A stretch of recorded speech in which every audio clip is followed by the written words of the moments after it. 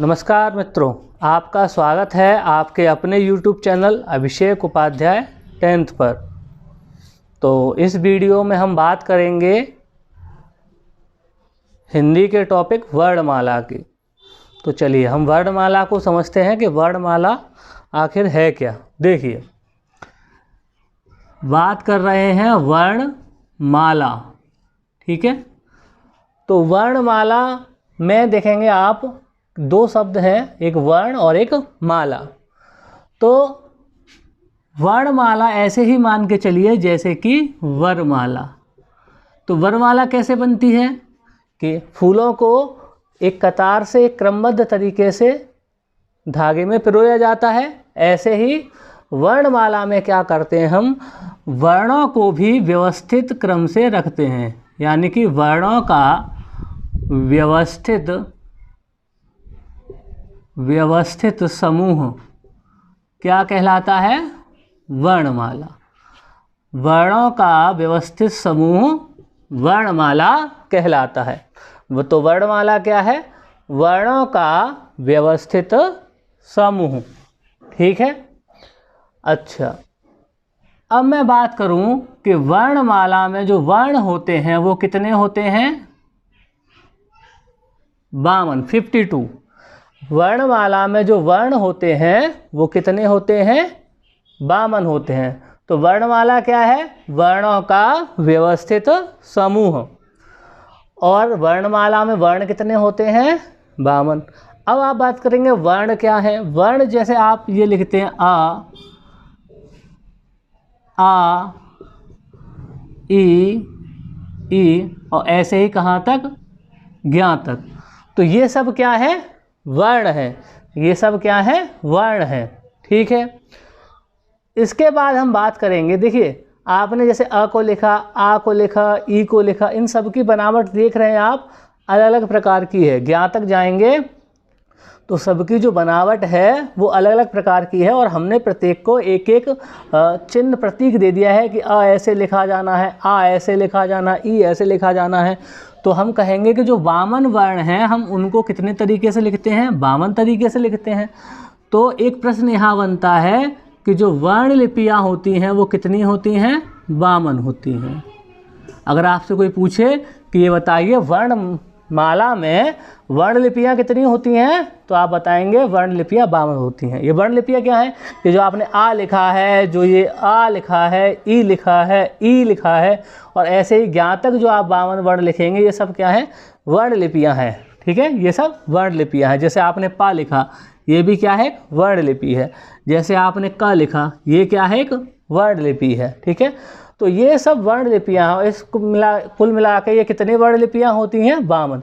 जितने वर्णमाला में वर्ण होते हैं उतनी ही वर्ण लिपियाँ होती हैं। तो वर्णमाला क्या है? वर्णों का व्यवस्थित समूह। और वर्ण कितने होते हैं वर्णमाला में? 52। और वर्ण लिपियाँ कितनी होती हैं? 52, ठीक है। अब हम वर्णमाला का विभाजन देखेंगे कैसे किया जाता है। देखें, वर्णमाला का जो विभाजन है हम दो तरीके से करेंगे। एक तो स्वर और दूसरा व्यंजन, ठीक है। स्वर और व्यंजन। तो आपसे अगर कोई पूछ ले कि वर्णमाला में वर्णों का विभाजन कितने तरीके से किया जाता है, तो आप कहेंगे 2 तरीके से, स्वर और व्यंजन, ठीक है। इसमें जो स्वर होते हैं वो होते हैं आपके 11। कितने होते हैं? 11 स्वर होते हैं। कौन कौन से होते हैं? अ, आ, ई, उ, र, ए, ऐ, ओ, औ। गिने देखें, 2, 2 4, 2 6, 1 7, 9 और 2 11। तो स्वर कितने होते हैं हमारे वर्णमाला में? वर्णमाला में स्वर होते हैं 11। अब 11 स्वर होते हैं, इन स्वरों का भी विभाजन किया जाता है। इन स्वरों का भी विभाजन किया जाता है। तो देखें बेटा स्वरों का विभाजन कैसे करते हैं। तो पहला तो प्रश्न यही बनता है कि वर्णमाला में वर्णों का विभाजन कितने तरीके से, 2 तरीके से, स्वर और व्यंजन। तो स्वर कितने होते हैं, 11। स्वर कितने होते हैं, 11। और स्वरों का विभाजन कैसे करते हैं, तो स्वरों में देखेंगे पहले आते हैं ह्रस्व या मूल स्वर। कौन से आते हैं, ह्रस्व या मूल स्वर। ये कौन से होते हैं, ये होते हैं आ, ई, ऊ और री। ठीक है, आ, ई, ऊ और री, ये आपके ह्रस्व या मूल स्वर हैं। इनको ह्रस्व या मूल स्वर क्यों कहते हैं, क्योंकि इनसे ही जो अन्य स्वर बचे 7, उनका 4 तो ये हो गए, 11 होते हैं, 7 बचे। जो अन्य 11 स्वर हैं उनका निर्माण इन्हीं स्वरों से होता है, इसलिए इनको क्या कहते हैं, ह्रस्व या मूल स्वर। अब आप देखें दूसरे होते हैं आपके दीर्घ स्वर। कौन से होते हैं, दीर्घ स्वर। तो इसमें आएगा आपका आ, ई, ऊ, ए, आई, ओ और औ।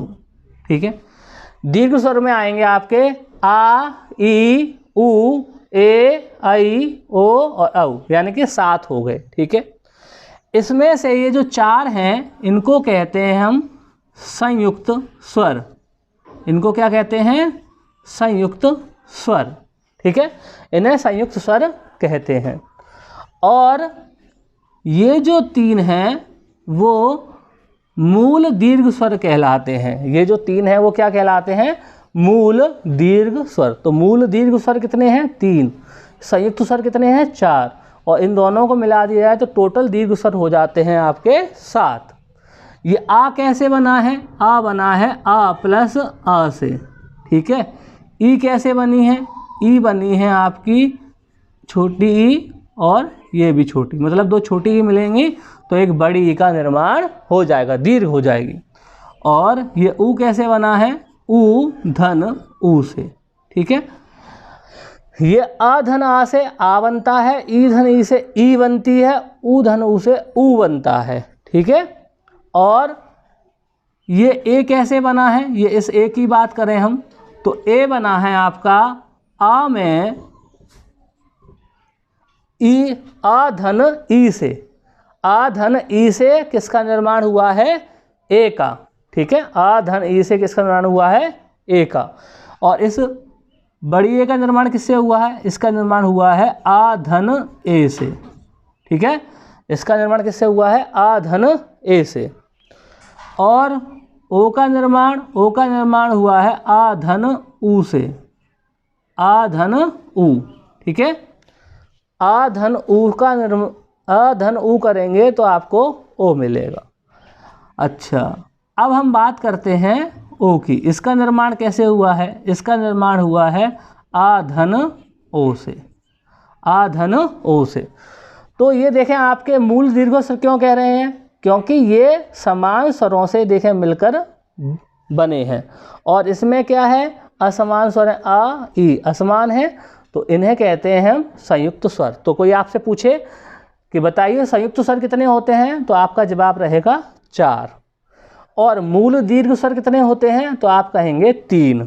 ठीक है, ये 3 मूल दीर्घ स्वर हैं। क्या हैं ये, मूल दीर्घ स्वर।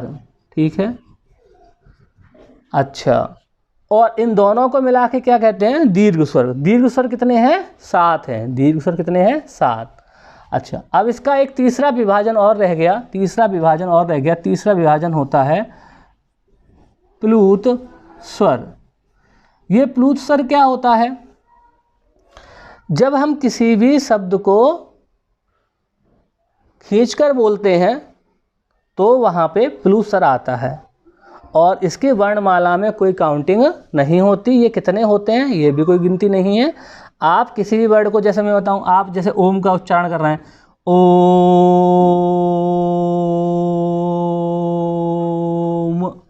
तो ये क्या हो गया, आपने ओ को खींच के बोला थोड़ा सा, तो ये आप देख रहे हैं ओ का रिपीटेशन हो रहा है, तो ये जो ओ हो गया वो क्या हो गया, प्लूत स्वर हो गया। या आप बोल रहे हैं मान के चलिए टर, तो ये टर क्या, इसमें जो र आई आ रहा है वो क्या है, प्लूत स्वर है। अच्छा ध्यान दें, ह्रस्व स्वर से दुगना समय बोलने में दीर्घ स्वर लेते हैं। दुगना क्यों ले रहे हैं, क्योंकि दो स्वर मिलके एक स्वर बन रहा है, दो स्वर मिलके एक स्वर, तो ह्रस्व स्वर से दुगना समय बोलने में दीर्घ स्वरों को लगता है। तो एक क्वेश्चन बनता है, ऐसे स्वर कौन से हैं जिनको बोलने में, जिनको उच्चारित करने में ह्रस्व स्वर से दुगना समय लगता है, तो वो आपका आंसर रहेगा दीर्घ स्वर। समझ में आ गया होगा क्यों, क्योंकि ये दो देखें, दो ह्रस्व स्वरों से मिलकर ये बन रहे हैं, दो ह्रस्व स्वरों से मिलकर ये बन रहे हैं, तो इसलिए इनको बोलने में ह्रस्व स्वरों से दुगना समय लगता है। और प्लूत स्वरों में ह्रस्व स्वरों से तिगुना समय लगता है। कितना, तिगुना। देखें दीर्घ स्वर में तो लगता है, दीर्घ स्वर जब आप बोलेंगे तो दुगना समय लगेगा। किससे दुगना, ह्रस्व या मूल स्वर से। और जब प्लूत स्वर बोलेंगे तो कितना समय लगेगा, प्लूत स्वर में लगेगा 3 गुना समय, तिगुना। ठीक है, प्लूत स्वर में कितना समय लगेगा, तिगुना। किससे, ह्रस्व या मूल स्वर से। तो एक प्रश्न ये भी बनता है, वो स्वर बताइए जिसको उच्चारित करने में या बोलने में ह्रस्व स्वर से 3 गुना समय लगता है, तो आप कहेंगे प्लूत स्वर। क्या कहेंगे, प्लूत स्वर कहेंगे। ठीक है। अच्छा दूसरी बात, ये जो मैंने आपको 11 स्वर लिखे हैं, ये लिखने में तो 11 हैं, लिखने में तो 11 हैं, लेकिन जब इसको बोलते हैं ना री को, तो इसका जो ध्वनि निकलती है वो र से निकलती है ना, री, क्या बोलते हैं, री, तो र वाली ध्वनि निकलती है। तो इसलिए उच्चारण में अगर उच्चारण की बात करें तो उच्चारण के आधार पर स्वर होते हैं 10, क्योंकि इसका उच्चारण व्यंजन र की तरीके से निकलता है। तो अगर आपसे कोई पूछ ले कि ये बताइए उच्चारण के आधार पर स्वर कितने प्रकार के होते हैं, तो आप कहेंगे 10। कौन कौन से हैं, आ ई उ ए ऐ ओ औ। ठीक है, ये आपके 10 हैं उच्चारण के आधार, और लिखित में आपके कितने हैं, 11 हैं।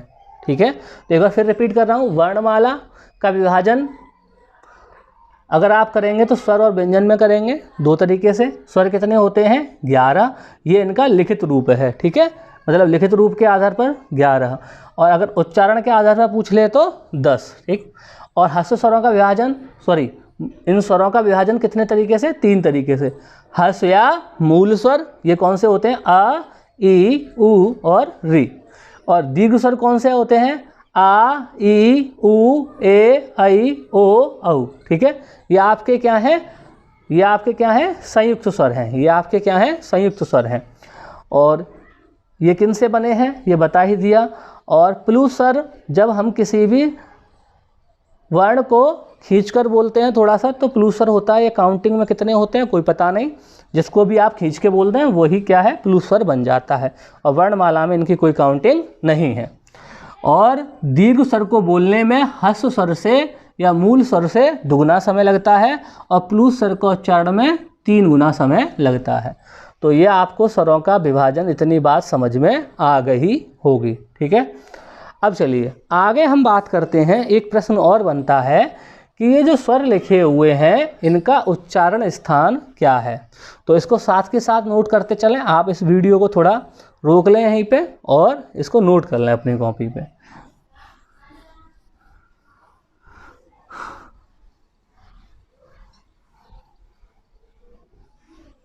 देखें, अब देखेंगे इनका उच्चारण स्थान।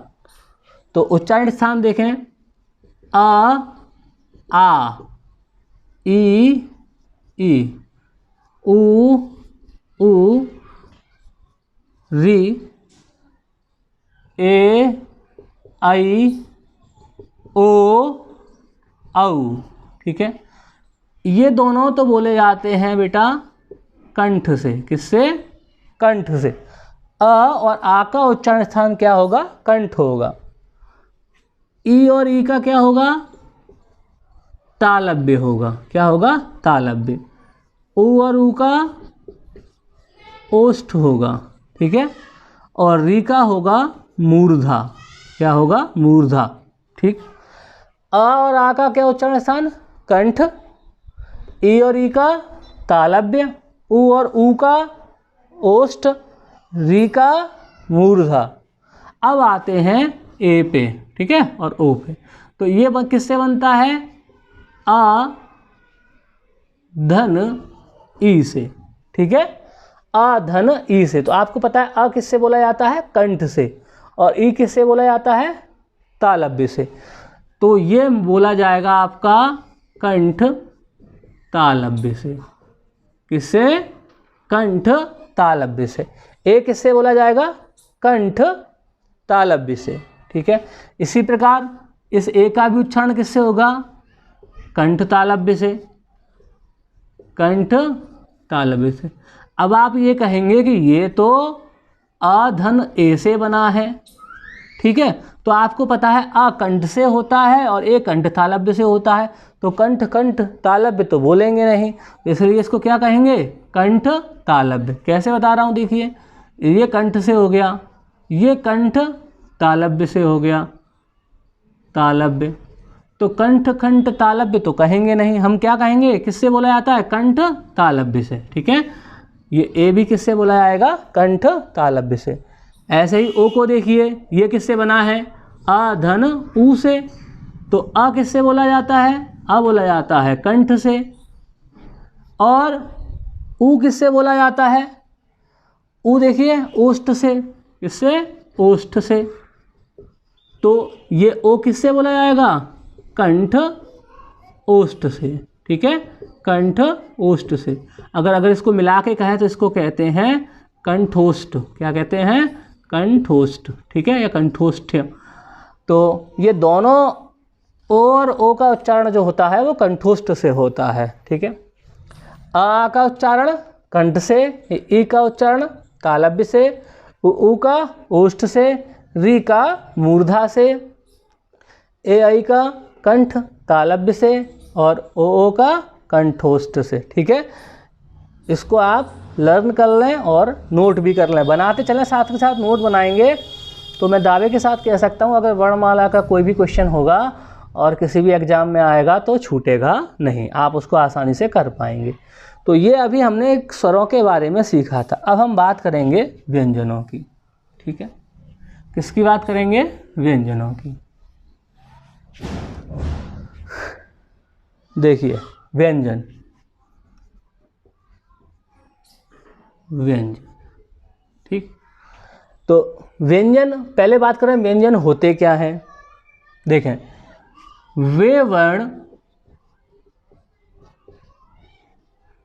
जिनके उच्चारण में स्वरों की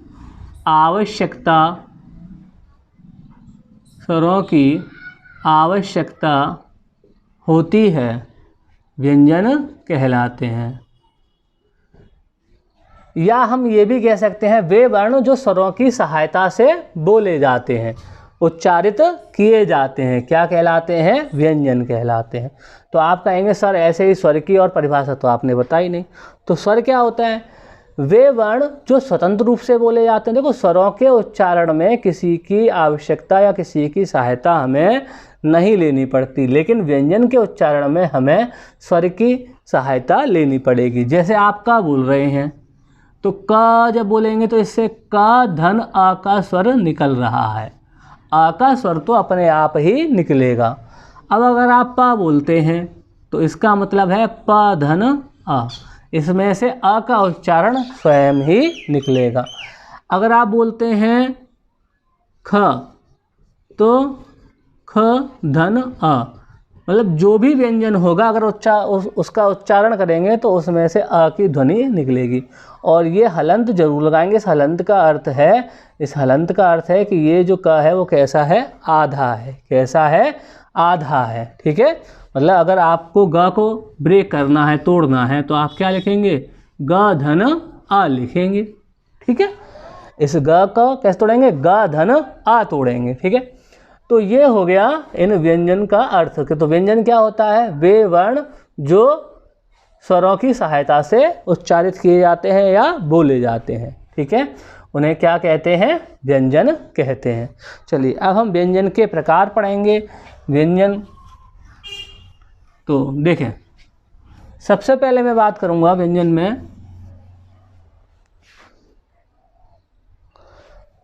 सबसे पहले आते हैं आपके इस क वर्ग, ठीक है, च वर्ग, ट वर्ग, त वर्ग और प वर्ग।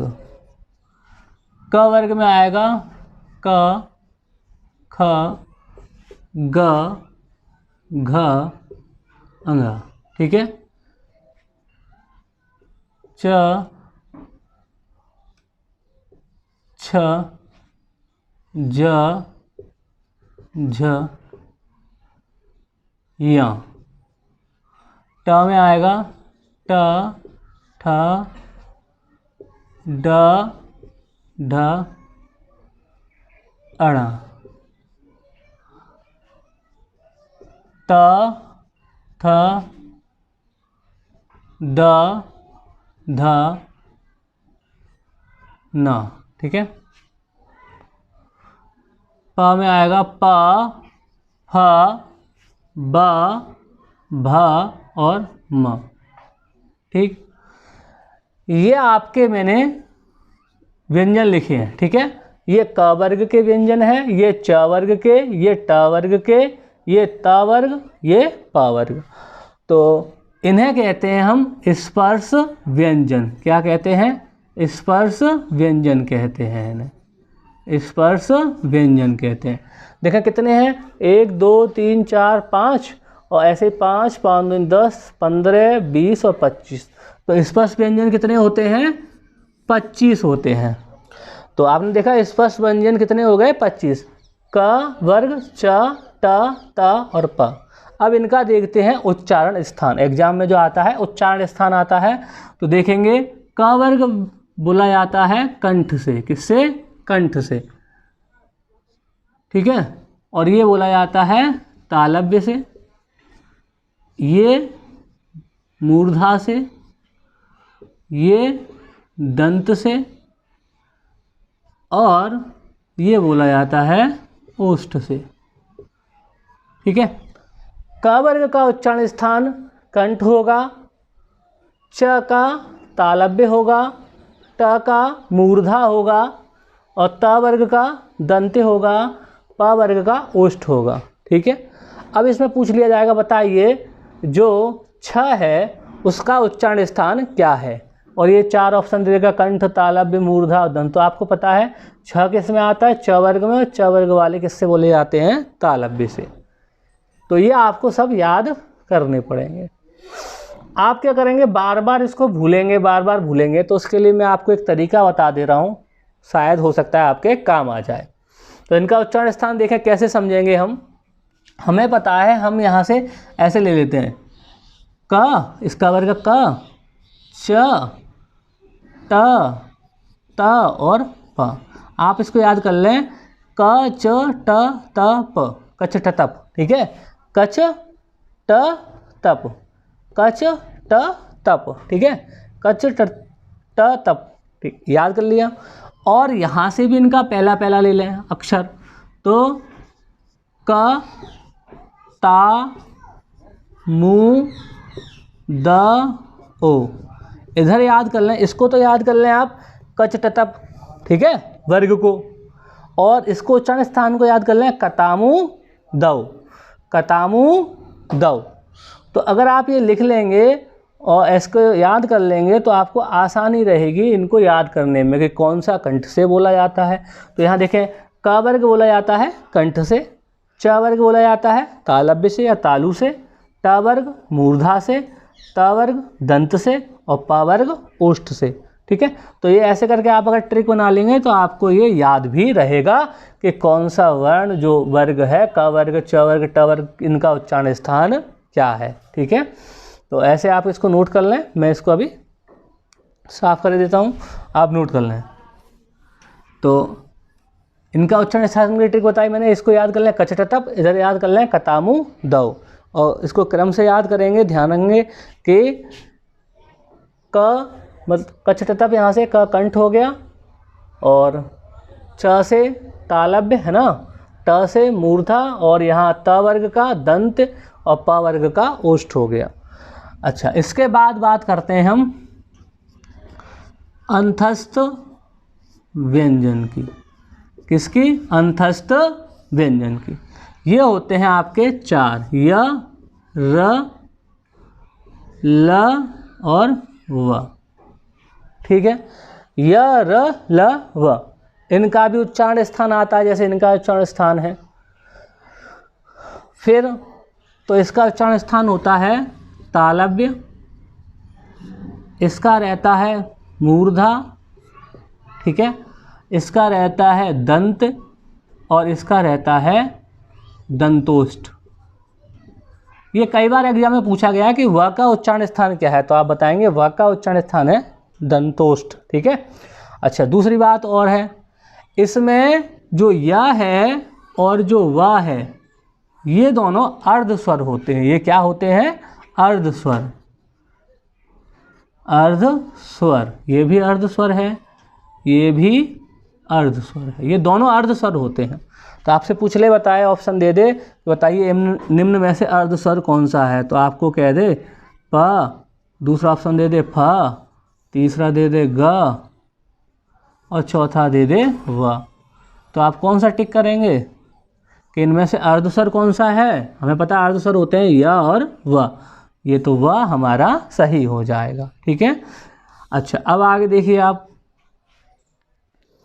आगे मैं बात करूं, इसको कहते हैं लुंठित। क्या कहते हैं? लुंठित। तो लुंठित वर्ण कौन सा है? र। ठीक है। और ल की भी विशेषता होती है, ल को कहते हैं पार्श्विक व्यंजन, है ना, पार्श्विक व्यंजन, इसको पार्श्विक व्यंजन कहते हैं।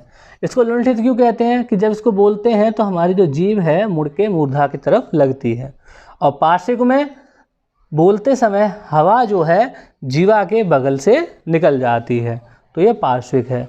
तो ये नहीं आएगा, क्यों बोलते हैं एग्जाम में आएगा, बताइए पार्श्विक व्यंजन कौन सा है, तो आप कहेंगे ल। ठीक है। लुंठित कौन सा है? र। और ये अर्धस्वर हो गए य और व। ये अच्छा अर्धस्वर क्यों है, ये अर्धस्वर क्यों कहते हैं? जैसे आप लिखते हैं कोई, मैंने कहा आप लिखिए महिलाएं, तो महिलाएं ऐसे भी लिख सकते हैं और महिलाएं कुछ लोग ऐसे भी लिख सकते हैं। तो आप देखें यहाँ य की जगह ये ए भी आ सकता है, मतलब य जो वर्ण था इसकी जगह ये स्वर ए आ गया, तो ये क्या है? आप अर्धस्वर है, इसलिए अर्धस्वर है, ऐसे ही वह अर्धस्वर है। तो ध्यान रखेंगे, अंतस्थ व्यंजन होते हैं चार, य, र, ल और व, इनका उच्चारण स्थान ध्यान रखेंगे। अब आप ये कहेंगे कि हम याद कैसे करें? याद तो करना पड़ेगा आपको, बिना याद करे तो कुछ होने से रहा, ये आपको याद करने पड़ेंगे। अब आते हैं ऊष्म संघर्षी व्यंजन। ठीक है। ऊष्म संघर्षी व्यंजन ये होते हैं स, हा। ठीक है। इसका उच्चारण स्थान तालव्य है, ये मूर्धा है, मूर्धा से बोला जाता है, ये दंत, और ये बोला जाता है कंठ से।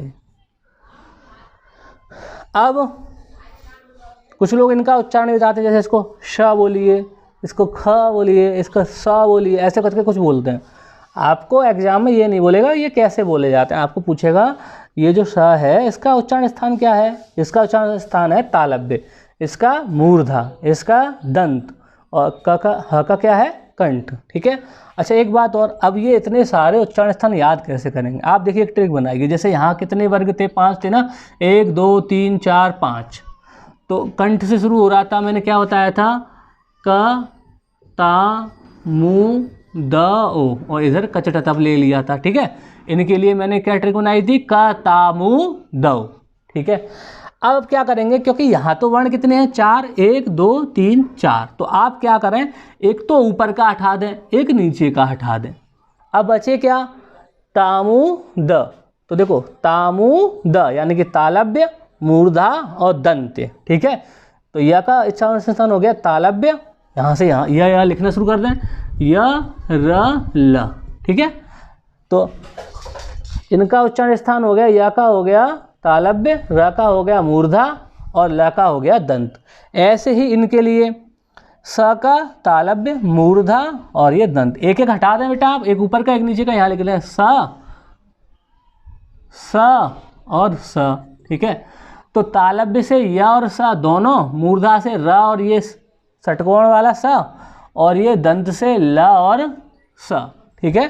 तो ऐसे करके आप इनको थोड़ा सा ट्रिक बना के याद कर सकते हैं कि आप एक ऊपर से हटा दो, एक नीचे से हटा दो, और ये यरल ले लो यहाँ पे यरल, और यहाँ पे सा ले लो, और व का ध्यान रखोगे क्या है दंतोष्ठ, और ह का क्या है कंठ, ह का क्या है कंठ, ठीक है। ये ऐसे करके आप इनको आसानी से याद कर सकते हैं।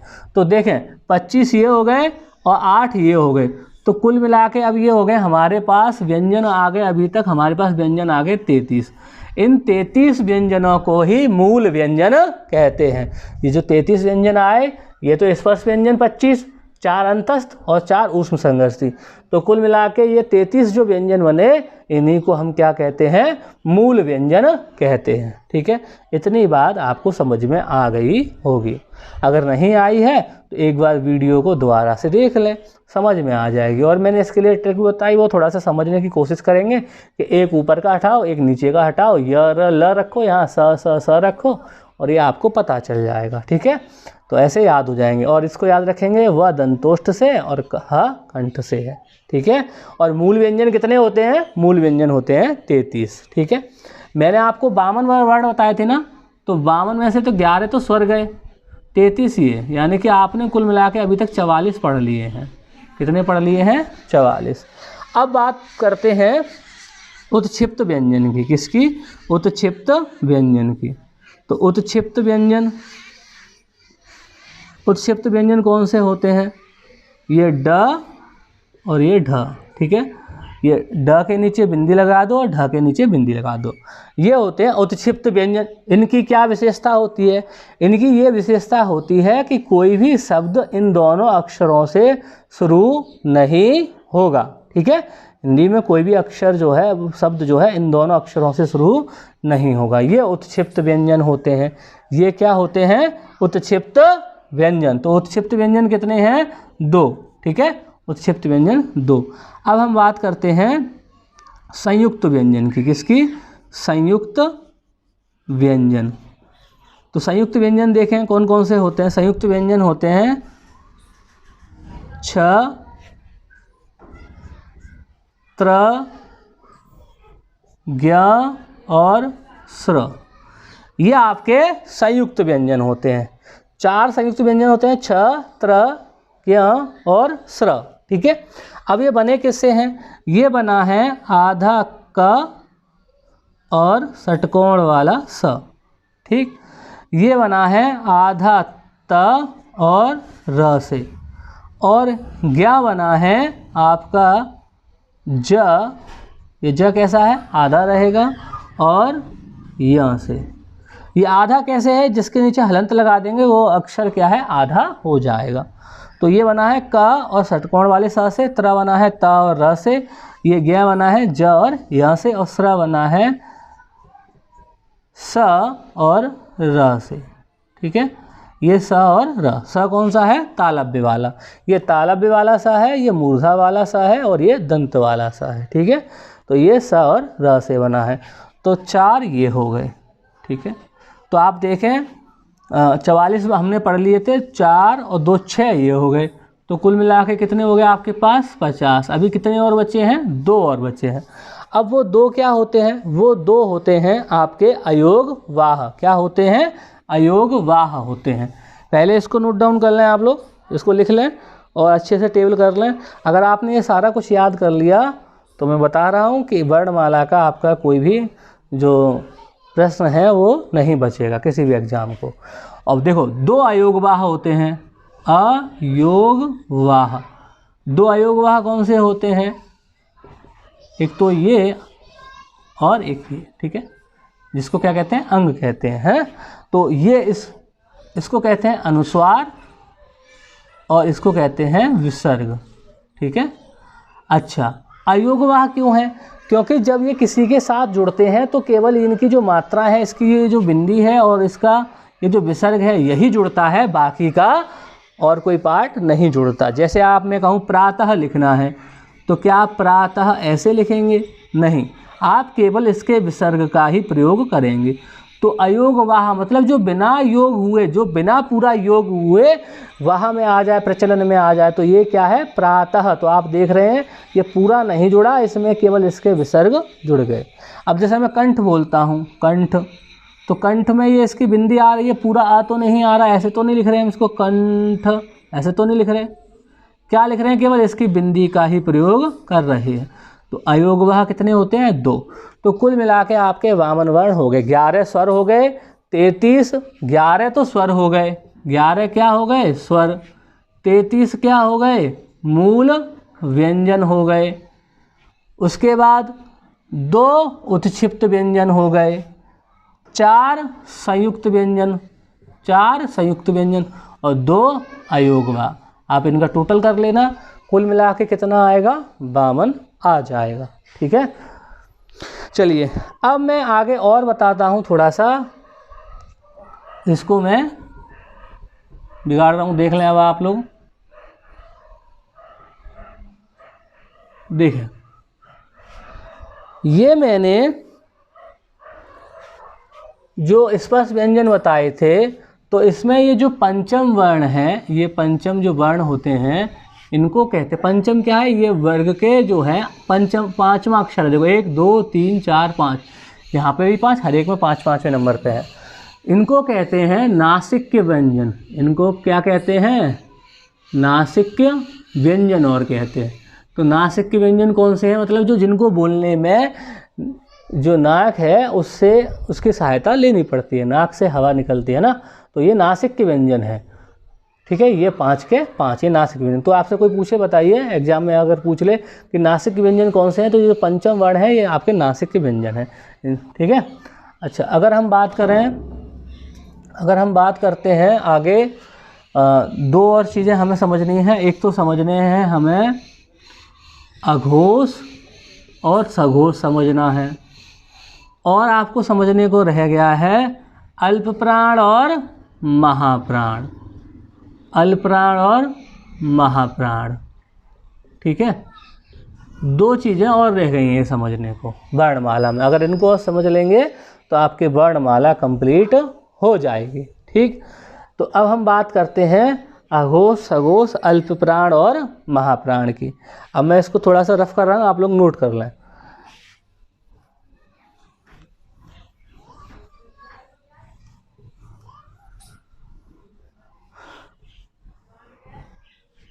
देखें, अब जैसे मैं बात करूं पहले अल्प प्राण की और महाप्राण की, अल्प प्राण और महाप्राण। तो यहाँ प्राण का अर्थ क्या है? यहाँ प्राण का अर्थ वायु से है। प्राण का अर्थ किससे है? वायु से।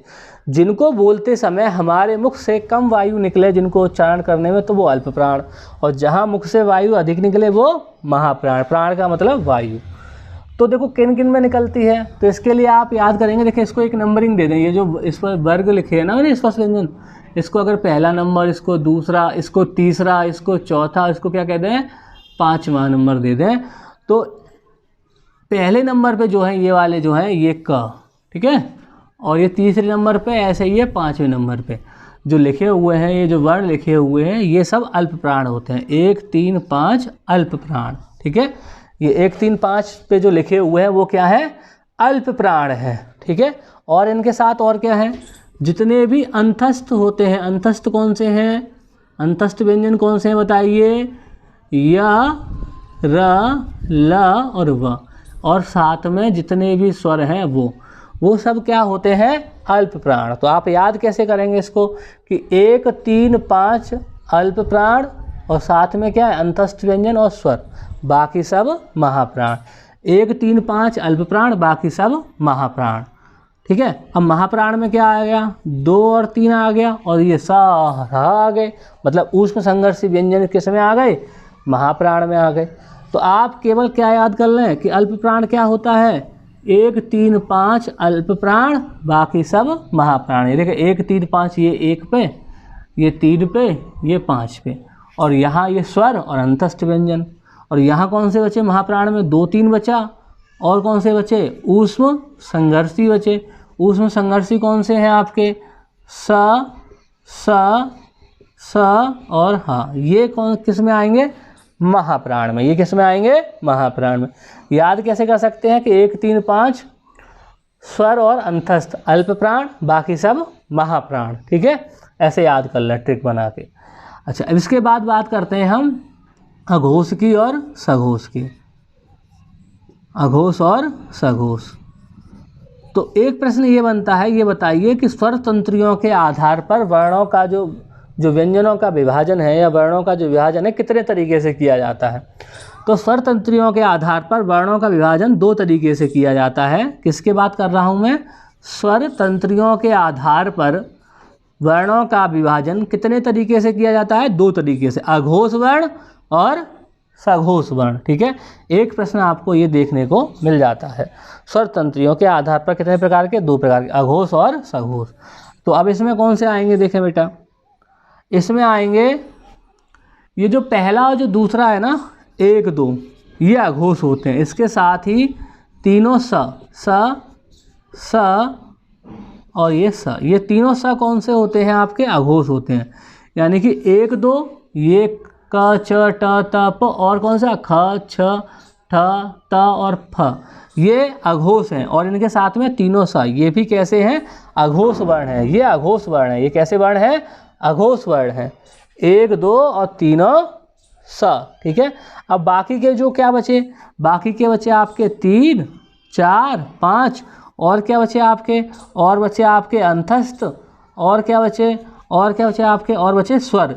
ये सब क्या होते हैं? सघोष वर्ण होते हैं। ये क्या होते हैं? सघोष वर्ण। तो इतना सारा ना याद करके आप इसमें केवल अघोष याद कर लें कि 1 2 और तीनों स क्या है? अघोष हैं। इसमें क्या कर लें? 1 3 5 स्वर और अंतस्थ कैसे? अल्प प्राण हैं। बाकी ये जो बचे ये महाप्राण यहाँ बचे, वो क्या हो गए? सघोष हो गए। तो इस तरह आपकी जो वर्णमाला है वो पूरी कंप्लीट हो गई, और मैं उम्मीद करता हूँ कि आपको ये समझ में आई होगी।